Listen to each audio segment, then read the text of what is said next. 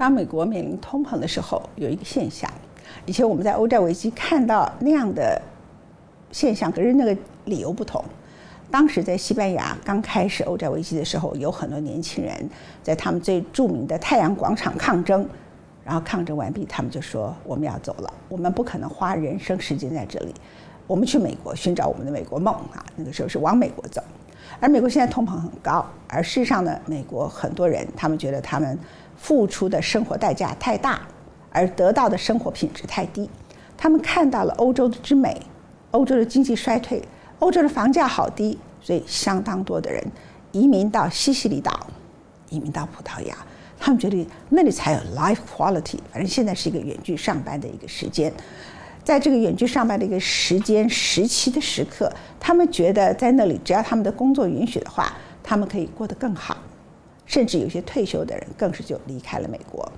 那还有一些人呢，还在工作的就搬到了墨西哥去，因为从墨西哥边境很靠近美国的好几个城市，它费用很低，在那里租房子也很便宜。他们相对加州实在是太贵了，然后每天呢就过境回到加州去上班，然后再回到墨西哥来。当然，它也使得墨西哥那一带所有的房租都大幅提高，这是美国通膨很多引起的不同现象。老一点的就去欧洲，年轻一点就在墨西哥美墨边境移过来又移过去。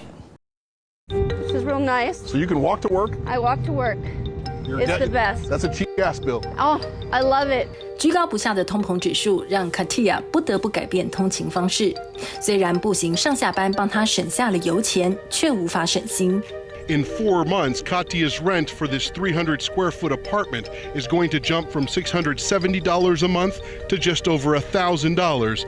She says her paycheck won't cover it. I would consider living in my car. Yes, I would. Though my sister would never allow it. Phoenix home prices have skyrocketed in the last year. Apartments Katia can afford are so far away that paying to gas up her car would then be too much. I would imagine that battling this at this stage in your life is... It's really hard. It's really hard.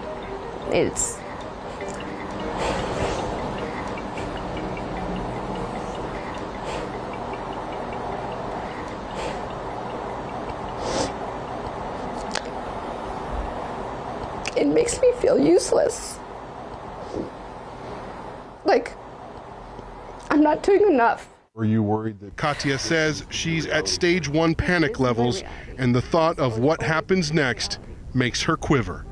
包括凤凰城、亚特兰大和坦帕都是美国今年出现高通膨，并在疫情期间出现购物热潮的大都会地区。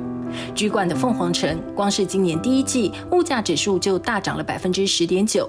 房价也因此水涨船高。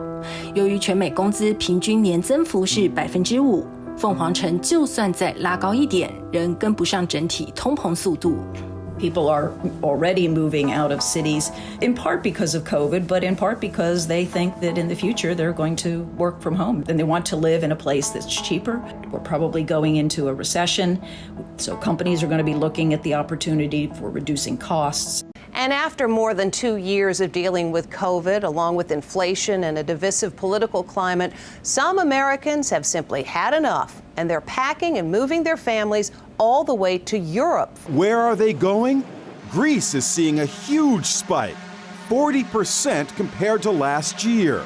Italy and France are also seeing their highest U.S. demand in years. You can hear the church bells from one of the churches now.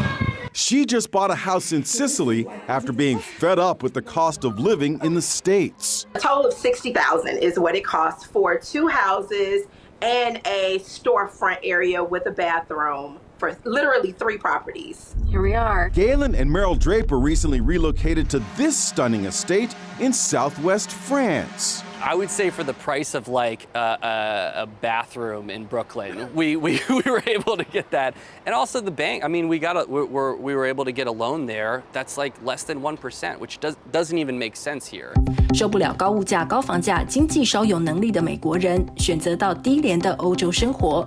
葡萄牙政府数据显示，移居到葡萄牙的美国人在过去1年内增长了45%，而南美的墨西哥则吸引了大批加州人。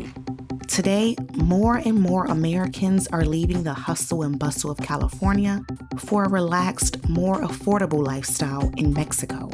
We were able to cut our budget in half, which allowed us to really focus on our careers and the things we wanted to do artistically without having to just like hustle and hustle and hustle every day, every week, every month to just meet the bare minimum. California's population growth has been declining for over 30 years now. But thanks to the rise in remote work due to the COVID-19 pandemic, those trends have accelerated. The ability to work anywhere has 62% of Americans considering moving to a new country. What's the options, right? What, Kansas, Utah, whatever. I mean, really, the options aren't that great. I mean, especially if you're from California. And while some Californians are able to make the move by working remotely, others are living in Mexico, but still commuting to work daily in California. There's a lot of people commuting who actually live in Mexico, who actually work in the States. So it's thousands and thousands of people just crossing daily.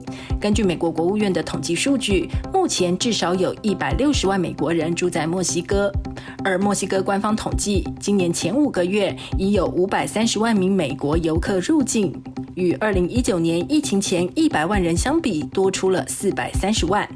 In San Diego, my apartment was probably $2,500 for one bedroom for studio. For studio. Here, I have a one bedroom and I pay $800 a month. 加上墨西哥低连带水准不错的医疗健保费用，都让急于摆脱通膨之苦的美国人心向往之。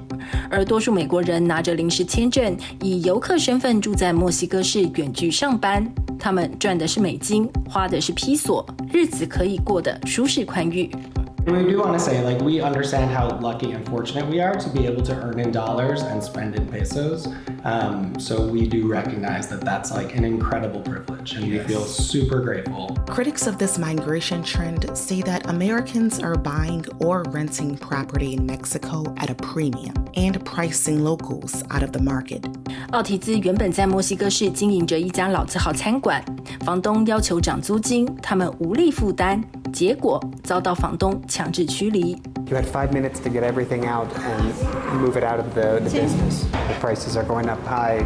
She said it's difficult because a lot of these foreigners come and they have a bunch of money to be able to spend on some of these apartments and rent. 一场通膨引爆美国的生活成本大幅增加，也引发了美国人的大迁徙。